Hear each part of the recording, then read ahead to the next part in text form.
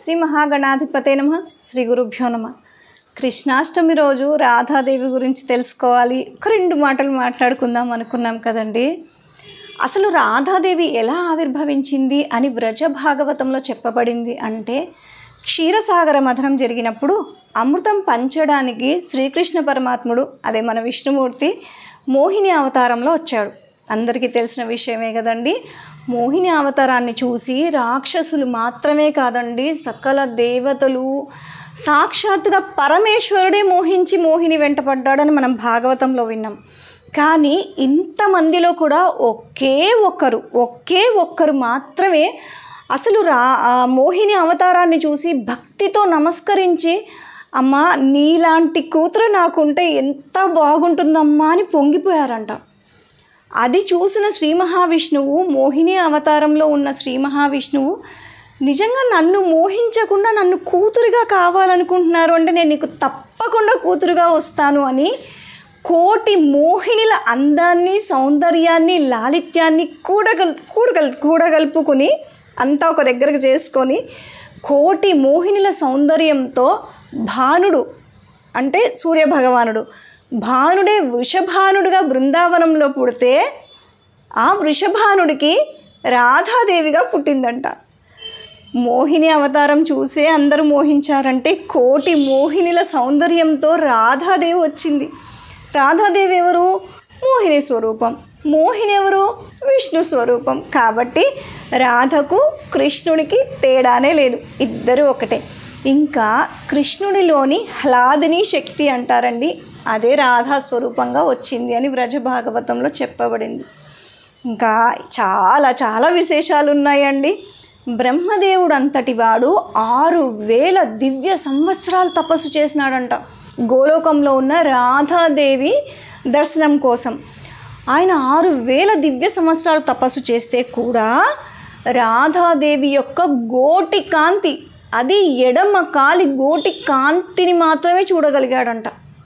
చూడండి, ఇంకా అమ్మ, గోలోకంలో ఉన్న అమ్మ ఎంత శక్తివంతురాలు, ఎంత గొప్పది అసలు. అటువంటి రాధాదేవి భూలోకంలో ఉన్న బృందావనానికి వచ్చింది మనందరి కోసం. అసలు నాకు అనిపించేది ఏంటంటే, కృష్ణుడికి రాధ అంటే ఎందుకు అంత ఇష్టము అనే ఆలోచన వచ్చింది. నా చిన్న భావననే, అది ఎలా ఉంటుందో నాకు తెలీదు. రాధాదేవి ప్రేమైకమూర్తి, ప్రేమ తప్ప ఇంకొకటి తెలియదట ఆమెకు. అసలు ఎదురుగా ఎవరు వచ్చి కూర్చున్నా, ఎవరు ఉన్నా తనను రాధ అని ఒక్కసారి స్మరించినంత మాత్రం చేత, స్మరిస్తే చాలు ఆ తల్లి దబదబా వాళ్ళకు ప్రేమను పంచేది. ప్రేమ అంటే ప్రేమతత్వం, ప్రేమ ప్రతి ఒక్కరిని. ఇప్పుడు మనము ఎవరైనా ఒక మంచి వాళ్ళు ఉన్నారు, మన గురించి ఆలోచిస్తున్నారంటే వాళ్ళు సేఫ్గా ఉండాలి, అబ్బా వాళ్ళంటే నాకు ఇష్టం అనుకుంటాం కదండి. అలా ఇట్లా ప్రేమనే ఒక రూపం దాలిస్తే ఆ ప్రేమ కూడా కృష్ణుడి యొక్క హ్లాదిని శక్తి అయితే, ఆ కృష్ణుడికి అందరినీ ప్రేమించే రాధాదేవి అంటే ఎంత ప్రేమ ఉంటుంది. అలా రాధాకృష్ణులు నిరంతరం ఒకరినొకరు ధ్యానిస్తూ ప్రేమగా ఉండేవాళ్ళంట. అసలు కృష్ణుడికి రాధానామం అంటే ఎందుకు ఇష్టము, ఎలా ఇష్టము అని సామవేదం షణ్ముఖ శర్మ గురువారు చెప్పారు. ఒకరోజు రాధాదేవి మొత్తం బృందావనం అంతా చాటింపు వేసిందంట. ఏమని అంటే, ఈ రోజు నుంచి ప్రతి ఒక్కరూ కృష్ణనామం చెప్పాలి, ఎవరైనా కనపడితే జయ శ్రీకృష్ణ జయ శ్రీకృష్ణ అనాలి, కృష్ణ కృష్ణ అనాలి, నిరంతరం కృష్ణనామ ధ్యానం చేయాలి, జపం చేయాలి, పలకరింపులో కూడా కృష్ణ కృష్ణ అని ఉండాలి. ఎందుకంటే నాకు కృష్ణనామం అంటే చాలా ఇష్టము, కృష్ణుడు చాలా ప్రేమైకమూర్తి, ఆనంద స్వరూపుడు. కాబట్టి మనం అందరం కృష్ణనామ స్మరణ చేద్దాము, ఈ రోజు నుంచి మొత్తం ఎక్కడ కూడా అంతా కృష్ణ కృష్ణ అని ఉండాలి అని చాటింపు వేసిందంట. ఓకే, అందరు డన్, అందరూ కృష్ణనామ జపం చేస్తున్నారు, స్మరణ చేస్తున్నారు, కనిపిస్తే మాట్లాడుకుంటున్నారు, అంతా అయింది. ఒకరోజు కృష్ణుడు ఒక చెట్టు కింద కూర్చున్నాడంట. ఇది గమనించింది రాధాదేవి. ఒక చెలికత్తెతో సహా దగ్గరికి వచ్చిందంట. వస్తూ ఉంటే కృష్ణుడు కళ్ళలో నుంచి అలా నీళ్లు కారిపోతూ తన్మయత్వంతో కళ్ళు కూడా తెరచకుండా అలా ఒక పరధ్యానంలో, ఆనందంలో మునిగిపోతున్నాడంట.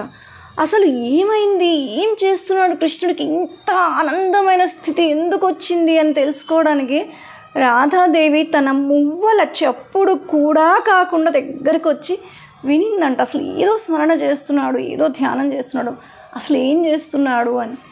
రాధా రాధా రాధా రాధా అంటూ రాధా నామస్మరణ చేస్తూ రాధను తలుచుకుంటూ పొంగిపోతూ తనకు తాను తెలియకుండా కళ్ళలో నుంచి నీళ్లు కారిపోతూ ఉండగా రాధా నామస్మరణ చేస్తూ ఉన్నాడంట. ఇది చూసి రాధాదేవి పొంగిపోయి, ఓహో అంటే అప్పుడు ఆమె నేను ఎంత గ్రేటు, నన్ను చూసి కదా కృష్ణుడు నన్ను మోహిస్తున్నాడు, నా నామం వింటే కృష్ణుడు తన్మయత్వం చెందుతున్నాడని తను గ్రేట్గా ఫీల్ అవ్వలేదండి. అంటే కృష్ణుడికి రాధానామం అంటే ఇష్టమా? అయితే ఓకే, రాధానామం జపం చేయండి, ఈరోజు నుంచి రాధా రాధా అనండి. తనను తాను గ్రేట్గా అనుకోకుండా కృష్ణుడికి ఏదైతే ఇష్టమో అది చేయండి అని చెప్పింది. అక్కడ తన నామమైనా ఒకటే, తన పేరైనా ఒకటే, పక్క వాళ్ళ పేరైనా ఒకటే, శివుని పేరైనా ఒకటే, ఏదైనా ఒకటే. అమ్మకు ఏది ఇష్టము? కృష్ణుడు హ్యాపీగా ఉండడం ఇష్టం, కృష్ణుడికి ఏది నచ్చితే అది చేయడం ఇష్టం. అప్పటి నుంచి అందరూ రాధే రాధే రాధే రాధే, బృందావనం మొత్తం రాధామయము.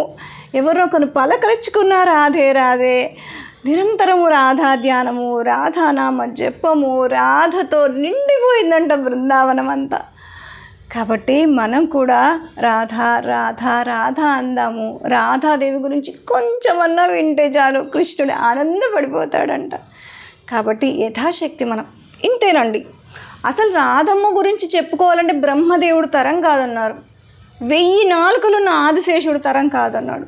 కృష్ణుడు చెప్పాడు నేను చెప్పలేను రాధాదేవి గురించి అని. అందుకే ఆయన పోయి రాధాదేవి కాళ్ళ దగ్గర కూర్చొని ఆ పాదం ఇలా పట్టుకొని కళ్ళల్లో నీళ్లు కారుస్తూ ఉంటాడు. ఆ చిత్రపటాన్ని అందరూ చూసే ఉంటారు కదండి. అంత ఇష్టం రాధాదేవి అంటే. రాధ అంటే ప్రాణం, అసలు ఇంకా మాటల్లో వర్ణించలేము. అసలు ఆ ప్రేమను, ఆ ఆరాధనను, వాళ్ళిద్దరి మధ్య ఉన్న బాండ్ను మనం నోటితో నాలాంటిదైతే అస్సలు వర్ణించలేదు. ఎందుకంటే నాకు అసలు కూడా తెలియదు వాళ్ళు ఎలా ఉంటారు, వాళ్ళ మధ్య ప్రేమ ఎలా ఉంటుందని నాకేం తెలియదండి. యథాశక్తి స్వామి పలికించింది పలికాను. ఏమన్నా తప్పులుంటే మన్నించండి. జయ శ్రీరామ్.